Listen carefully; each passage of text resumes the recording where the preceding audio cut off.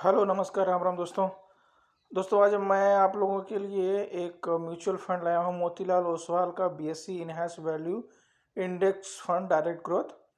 दोस्तों ये बीएससी की जो जो 30 होल्डिंग होती है ना, वो उसमें इसका इन्वेस्टमेंट रहता है।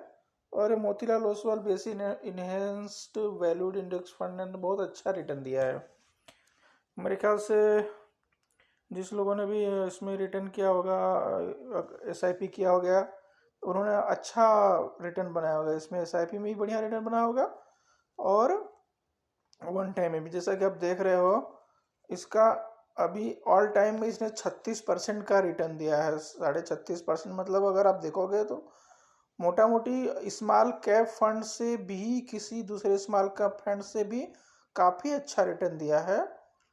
तो मैं भी सोच रहा हूँ कि यार अभी तो पैसे नहीं है, पर इसमें एक एसआईपी सोच रहा हूँ कर लूँ। पर दोस्तों आप लोग को सिर्फ ये एजुकेशन पर्पज़ के लिए बना रहा हूँ, आप लोग को इन्वेस्टमेंट है ना अपने हिसाब से करना। तो दोस्तों अभी हम लोग इसका देखते हैं एक्चुअली रिटर्न क्या दिया है। इसका एक महीने का हम लोग रिटर्न देखें तो काफ़ी बढ़िया है, 5.5% का लगभग। और 6 महीने का देखो तो करीब 11.5% का है। और एक साल का देखोगे तो 24% के ऊपर, 24.5%। भाई यार खतरनाक, इतना तो हमको नहीं लगता किसी फंड ने दिया रिटर्न। मतलब जबरदस्त लेवल का रिटर्न दिया। और 3 साल में देखो तो 32%, और ऑल टाइम में अगर देखो तो 36% का। मतलब कि क्या ही कहना यार, लोग स्मॉल कैप करके पागल रहते हैं। और ये बताओ बीएससी के जो टॉप 30 इंडेक्स होते हैं, बीएससी इंडेक्स के जो जो टॉप के 30 इन्वेस्टमेंट होते हैं, शेयर होते हैं कंपनी, उसमें होता है इसका इन्वेस्टमेंट। और रिटर्न तो भाई यार ये देखो गजब। और इसका एनएबी भी अभी 28.78 का है। और इसकी रेटिंग भी 5 का है। और इसमें आप 500 रुपये से मिनिमम एसआईपी कर सकते हो। और इसका सबसे बढ़िया चीज़ जो मुझे लगता है कि अभी इसका एयूएम ज़्यादा नहीं है, 1181 करोड़ का ही है।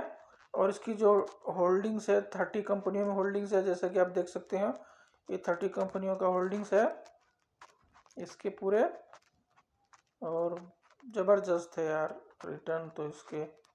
और इसमें अगर हम आपको जो सबसे इम्पोर्टेंट चीज़ हमको चेक करना रहता है इसका ये फंड हाउस का आपको एक्सपेंस रेशियो।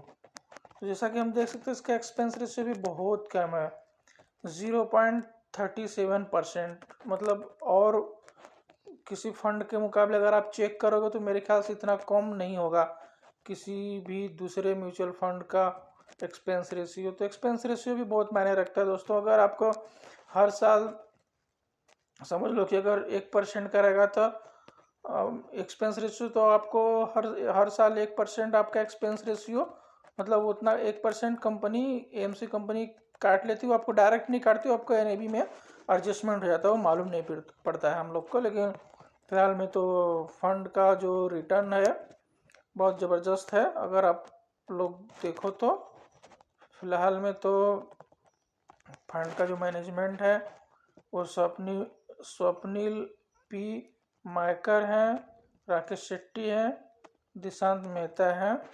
और इन लोग का डिटेल भी आप देख सकते हो, चेक कर सकते हो।